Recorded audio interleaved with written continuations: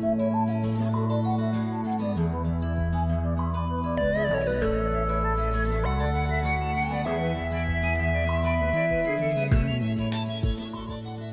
Universe is a long-anticipated successor of the original Flyff Online PC, which takes us back to the past by a whole decade while improving on many of the aspects and inconsistencies that the game was suffering from back in its time, recreating and enhancing the classic experience that so many players originally fell in love with. As of now, the game has only recently opened its servers to the Asian community, but the global release is still far in the horizon. And until that time comes, many of us will have to wait until we can properly experience the game. So what better chance to prepare by knowing what to expect when you set foot in the wonderful realm of Magical once again. Hey, what is up guys, it's Manalius, and today I will be talking about the changes that you should be aware of when you start off your adventure in Flyff Universe. Before we begin, I would also like to point out that when making comparisons, I will be occasionally referring to the original Flyff either in its current form or how it used to be back in the day, or around version 7. I'll try to be as clear as possible which one I'm referring to each time, but bear with me in case things get confusing. But without further ado, let's get started.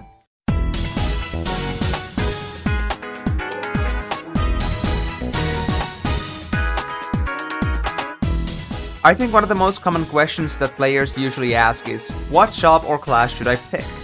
One of the reasons can be preference of course, but many players are concerned with whether they unintentionally end up picking a class that turns out to be weaker than the rest, and essentially putting all that hard work to waste. In the current version of the original game, most jobs are simply not viable due to the imbalances that the updated weapon system brought with it.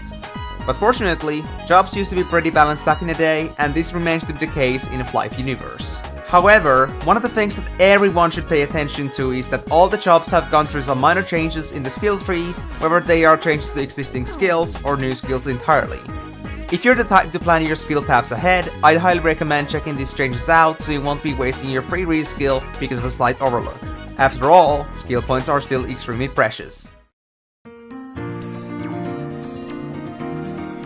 If you have played Flyff before, you should be somewhat aware of the fact that item rarities were split into 3 categories: normal, unique, and ultimate. Well, there's also Baruna in modern Flyff, but nobody cares! The point is that while the system was simple and easy to follow, there were also plenty of items that were in the gray area. Normal quality items that were considered to be rare or hard to obtain, or alternatively had some pretty good stats and would let you judge it based on its cover. In Flyff Universe, this boundary is a lot more clearer as there now exist more item rarities ranging from common all the way to unique. Items have also been revamped accordingly to further glorify the excitement of a lucky find, so there's plenty of excitement to be had while leveling. Items may also be found with an additional stat effect that can improve an item even further. Going back to the weapons that I brought up earlier, the amount of stats given by a weapon is much more similar to the way they were in old Flyff, but many of them have gone through changes for either rebalancing or to make more sense. Not gonna lie, I was pretty upset when I found out that the legendary Golden Axe wouldn't be quite as legendary anymore. Of course, just like with weapons, most set effects have also gone through some changes, but obviously there's too much to go around with. In case you're interested in checking out how the gear is now for a specific job, I'll leave a link to the Flyff Universe's official Wikipedia in the description.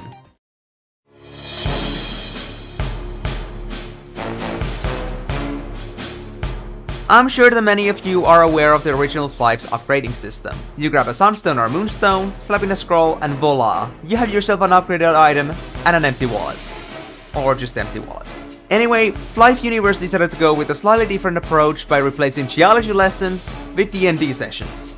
Or in other words, with power dice. There are 5 different types of power dice: 4, 6, 8, 10, and 12. 4 can be used to upgrade weapons and armor from +1 to +5, 6 can be used to upgrade them from +6 to +10, and 12 can be used at any upgrade level along with a higher success rate. As for the other dice, 8 can be used to upgrade accessories and to gear suits, while 10 does the same with a higher success rate.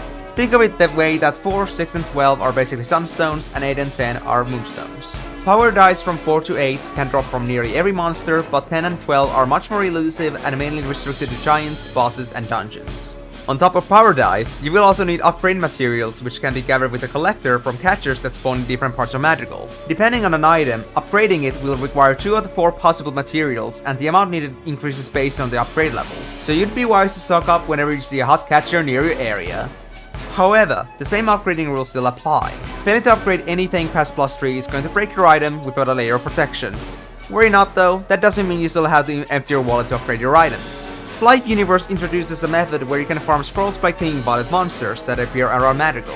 Slaying them has a slight chance of dropping upgrade scrolls used to protect your items from breaking upon failure.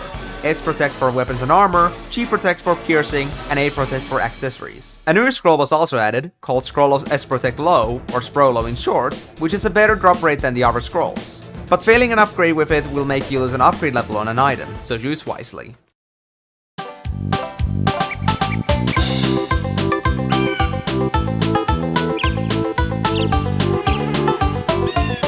Leveling in Flyff has become a little bit complicated over the years. There's the first and second job changes, but then there's master levels, hero levels, and even a third job with almost nothing to it soon after. But luckily, Flyff Universe decided to drop all of that unnecessary stuff and keep it simple. As things currently stand, the max level for Flyff Universe is 120. And as far as I'm aware, the development team doesn't intend to reintroduce the master and hero level systems, but rather make it possible to advance to the third job at a later level as the level cap progresses. Even though there are fewer levels to work with than before, don't let that fool you into thinking that it's going to be any easier. Cash up areas such as Astria are not implemented for now, and changes to the party system prevent from making leveling particularly effective. And for you folks who are used to playing in modern Flyff, your gear isn't going to be nearly as good. With a low mob density and kill speed on top of group play emphasis, how fast do you think it's going to be? Let me know in the comments below what you think, it would certainly make an interesting topic.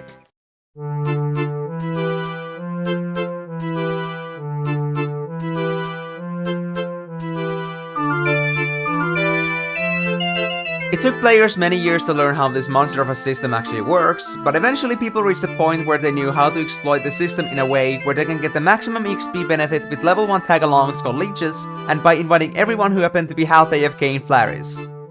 I definitely did not do that. When players realized this, it had a negative impact on cooperative gameplay experience that an MMO is supposed to have, so Flyff Universe went and changed things a bit to encourage people to play together a lot more. Unlike in the original Flyff, where just having more players in a party regardless of their location increased the overall experience gains of everyone in a contribution party, Flyff Universe worked on that flaw and made it so that only people that are in the proximity of a player will affect their experience gains. In addition to that, people that are not within the appropriate level gap, which is 19, will not yield a bonus to people around them. So in other words, leeches are now useless. For those who are curious, the provided XP bonus can always be seen in the party screen, which allows for a better understanding of how the system works. On top of all of that, Flyff Universe reintroduced the Party Finder system, which used to exist back in the day, allowing people to look for available parties that might enhance their leveling experience both in terms of communication and efficiency. Of course, the party leader can opt out from allowing people to join a party through the Party Finder, but overall, the system is now looking much better.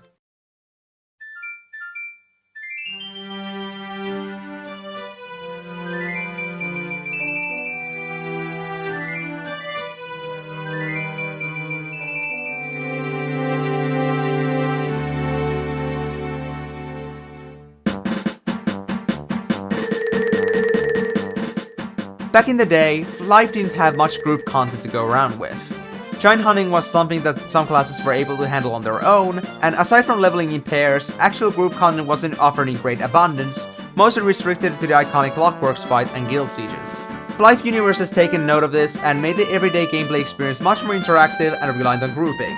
The Giants now will get a buff called Shade's Blessing when exposed to a lot of crowd control effects and granting temporary immunity from them, meaning that methods such as Billfoster stun locking will no longer be effective. The Giants also come with special abilities that you must run away from or you will suffer from heavy damage and or status effects, therefore making solo farming dangerous. My advice in this case is, the more the merrier.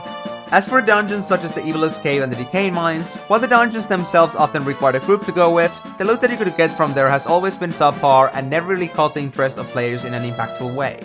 With the changes to the itemization in Flyff Universe though, I wonder if that's still the case. I recommend checking the Wikipedia page that I mentioned earlier if that caught your interest. Also, a quick mention that Clockworks can now be down more than once per guild after a cooldown. Before you had to make a new guild to challenge the boss again, which was pretty unintuitive. Glad they fixed that. Alright, moving on.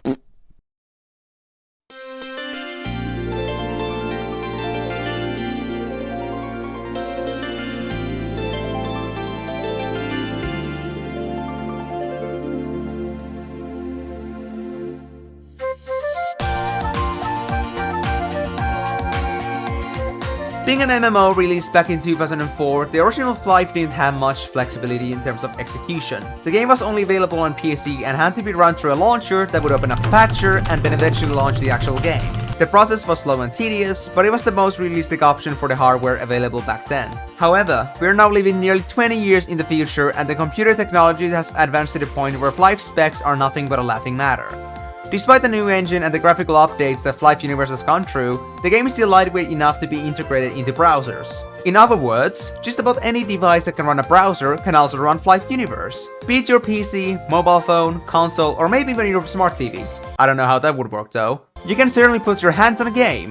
The options are now much more versatile to the point where it's not even funny. Unfortunately, one of the big downsides is that people cannot realistically be stopped from multiboxing if they wanted to thanks to the versatility and the existence of VPNs. So I have a question for you. Now that there are so many players around in the game again, is it worth it to throw the lively community experience for the sake of convenience and efficiency? In that regard, I believe that every player is free to make their own choices on how they want to play the game. But let me know in the comments below what you think.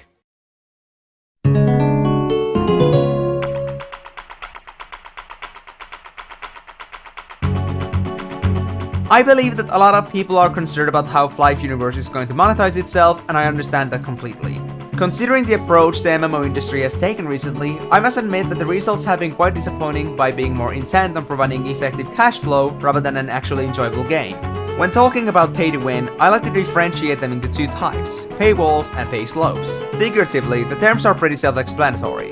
Paywalls refer to games where you can access certain content only through paying, whereas pay slopes refer to games which offer an alternative from paying, although slower. This slope, however, can vary on a game-to-game basis. The biggest money sink in the original Flyff was the upgrade system, as protection scrolls weren't available through any other means than real money purchases. However, the scrolls were still tradable, so you didn't necessarily have to buy them at all.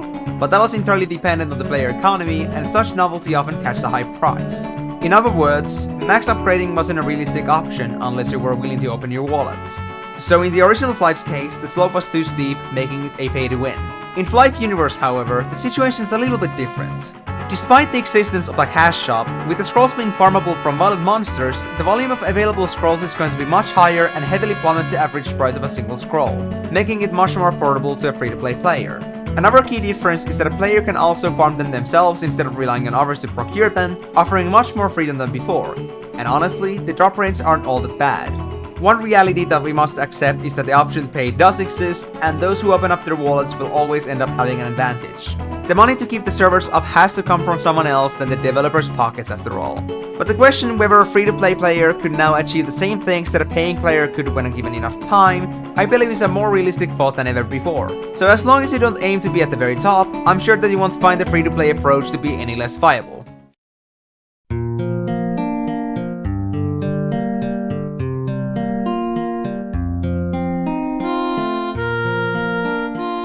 Even though I've covered a lot of ground with the video today, there's simply way too many changes and new content to go around for me to include everything without making it absurdly long. But what I've talked about today summarizes most of the core differences, so you can re-enter Madrigal while being fully prepared. As a bonus for making it this far, I'll also throw in one of my personal suggestions. Bring your friends along. It doesn't matter whether they know about the game beforehand or not, I'm sure that they'll come to enjoy it when playing together with a group of people they enjoy spending time with. And who knows, maybe you'll end up making new connections with your friends that you can carry along with you for years to come. After all, Flyff Universe does a great job at encouraging player interaction and teamwork. Also, as a side note, I'm intending on making my own guild as soon as possible when the global server releases, with the emphasis on playing together as a friendly and interactive community. I'll also be streaming the game from day one on Twitch, so if you're interested, I'd highly recommend hunting me down when the servers finally come out. If you're interested in exploring a little bit deeper and would like to find out more, I will include links to all of the information that I've provided in the description below. If you have any questions, feel free to ask them in the comments below and I'll see whether I can provide an answer for you. That's all for now though, thank you so much for watching and I hope to see you guys on the next video. But until then, it's bye bye.